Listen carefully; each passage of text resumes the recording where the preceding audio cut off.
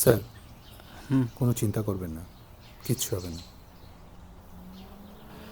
আমি আমার নন্দিতাকে এরকম অবস্থায় দেখে আমার আমার মাথা কিছু কাজ করছে না তুষার।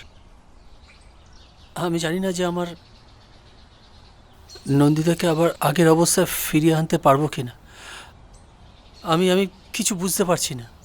একজনই পারে তোমাকে এই বিপদ থেকে উদ্ধার করতে। কে? পীর বাবা, একমাত্র উনিই তোমার ভরসা। চলো আমরা ওখানেই যাই। পীর বাবা? পীর বাবা। বাবা, বাবা আমার নন্দিতার বড় বিপদ বাবা, আপনি কিছু একটা করুন বাবা, ওকে আপনি বাঁচান বাবা। না সে ঠিক আছে, বাঁচাবো তো নিশ্চয়ই, আল্লাহ তাআলা আছে, সব ঠিক করে দিব। কি হয়েছে পুরো ঘটনাটা আমাকে খুলে বল বেটা, খুলে বল। কয়েকদিন আগে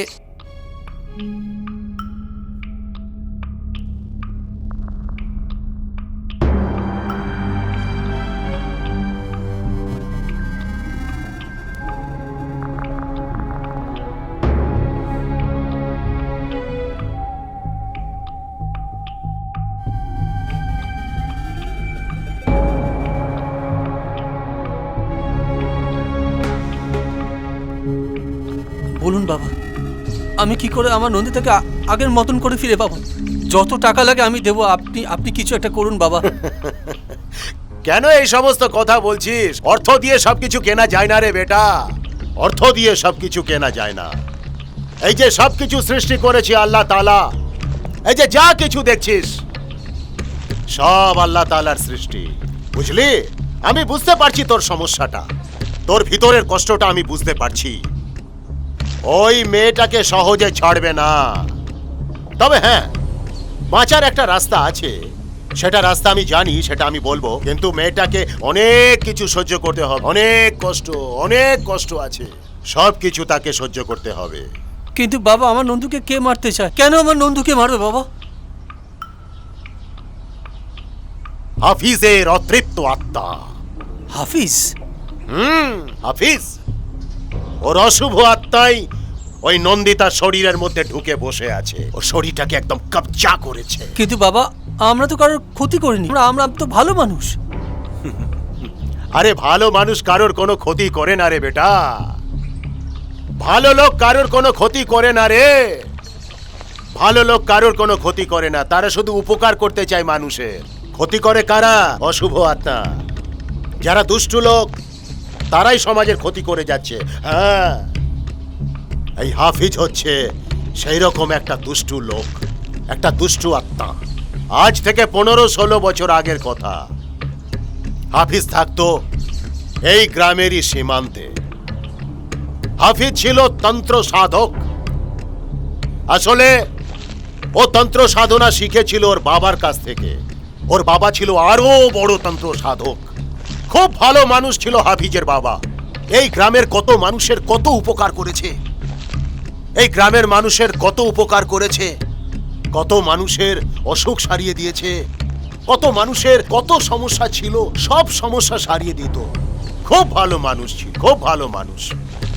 কিন্তু বাবার কাছ থেকে সব তন্ত্রবিদ্যা শিখে সেই তন্ত্রবিদ্যার অপপ্রয়োগ করতে থাকে এই হাফিজ। শয়তান, একমাত্র শয়তানই আমাকে অমর করতে পারে, আমাকে শক্তিশালী করতে পারে। কুকর্ম করতে থাকে, এগুলো পছন্দ করতো না হাফিজের বাবা। খুব ভালো মানুষ ছিলেন যে, ও কিছুতেই সহ্য করতে পারতো না তার নিজের বেটার এই সমস্ত কুকর্ম কুকীর্তির কথা। ফলে বাপের সঙ্গে বেটার একটা ঝামেলা লেগে যায়। বাবা এইসব কিছুতেই মানতে পারে না, বাবা ওকে শাসন করে, বলে এসব করবি না। বাপের সঙ্গে ঝামেলা লেগে যায়, ঝামেলা চরমে উঠতে থাকে, সেই দ্বন্দ্ব আরো আরো বড় হতে থাকে। বাপ ওকে বলে এসব করবি না বেটা, এগুলো কিন্তু আমি পছন্দ করি না। কিন্তু ও শোনে না, আরো খারাপ কাজ করতে থাকে, আরো খারাপ কাজ করতে থাকে, করতে করতে করতে করতে একদম শেষ সীমান্তে গিয়ে পৌঁছে যায়। তখন তখন ঝামেলা আরো বাড়তে থাকে। বাপ কিছুতেই সহ্য করে না, বাপ তখন বেটাকে ঘর থেকে তাড়িয়ে দেয়।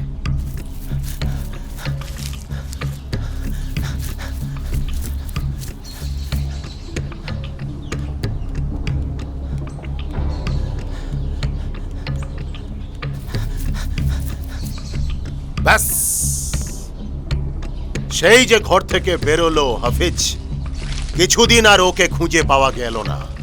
ও গিয়ে থাকতে শুরু করলো একটা জঙ্গলে, আর ওর সঙ্গে থাকতো ওর চেলা পরমেশ্বর। ওরা দুজনে মিলে নানান সব ফন্দি করত, কিন্তু কেউ কিছু জানতে পারে না। তারপরে হঠাৎ হলো কি, দেখা গেল গ্রামের অল্প বয়সী সব মেয়েরা হঠাৎ উধাও। কিছুদিন পর পর বাচ্চা বাচ্চা মেয়েরা সব কোথায় কোথায় হারিয়ে যাচ্ছে। আসলে হাফিজ আর ওর চেলা পরমেশ্বর লাল ওই বাচ্চা বাচ্চা মেয়েদেরকে উঠিয়ে নিয়ে যেত গ্রাম থেকে, আর নিয়ে গিয়ে তার ওই তন্ত্র সাধনার অপপ্রয়োগ করত। হ্যাঁ, ওই মেয়েগুলোর বয়স, শরীরের শক্তি, ক্ষমতা সবকিছু অপপ্রয়োগ করে একেবারে শুষে নিত।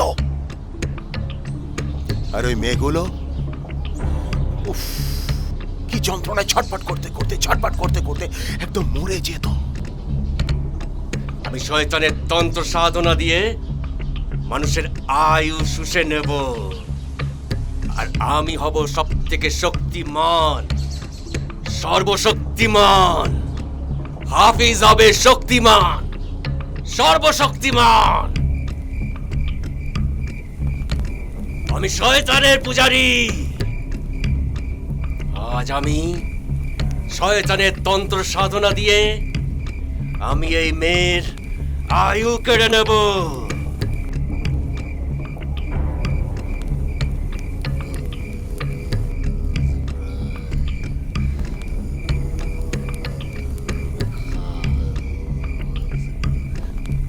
ছেড়ে দেব। শয়তান! বাবা, তাতে হাফিজের কি লাভ হলো?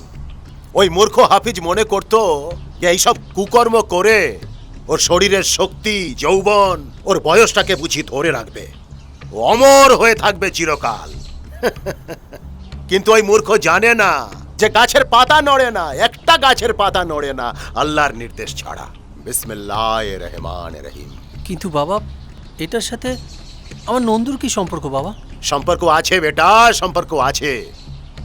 আসলে এই হাফিজের এই সমস্ত কুকর্মের কথা যখন গ্রামের সব মানুষরা জানতে পারলো, তখন ওরা দল বেঁধে থানায় গেল, পুলিশের কাছে, কিন্তু কি কোনো লাভ হলো না। কিচ্ছু লাভ যখন পেল না, তখন সমস্ত মানুষ এক জায়গায় হয়ে হাফিজকে শাস্তি দিল। কি শাস্তি দিল জানো? না না না না, ছেড়ে দে, ছেড়ে দে আমায়। না না না না, ছাড়ো আমায়। শয়তান!